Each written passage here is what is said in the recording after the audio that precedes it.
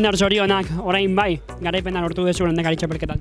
Bai, bueno, azkenien banekin ja gaur oso hurbil eukiko nabela, nire taldeki esan bigarren egoan Iñaki Diaz da 3 puntura egoan, da gaur ez da suerte askorik eukin da atzean parau da, orduan, bai, txapelketako, lehendakari txapelketako irabazlea da oso pozik. Leian egon zea lasterketa guztietan puntuatu dezu pasaren astekoan ezik, beraz, uda bikaina egin dezu. Bai, oso pozik azkenien atera jaten udagaz, zauzun bezala lasterketa guztietan saiatu naiz leian egoten eta batez be aurpegi emoten, korte importantietan egoten eta lasterketan presentzia izaten eta bai, oso balantze positibo egotu da udako denboraldi zatiakin. Pena momentuz, garaipen bakarra lortu dezula udan.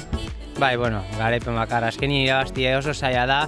Batzutan dana ondo atera bada, justo korte hona harrapo bizu, gero egun euki bizu korte hona atrapo da gero, da azkenien beste batek egun hobea badeko, postu hona lortu duzu, bai hor paraten zara garaipenan atean, ez?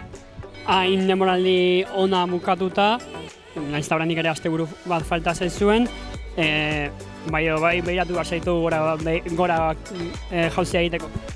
Gustako alestiken baietxe esatea, baina, nahiko zail dau da aurten ez dut uste hori aukeri eukiko tenik, da ez dakit datorren urtien ze paseko dan. Zorionak, Ander. Mila esker.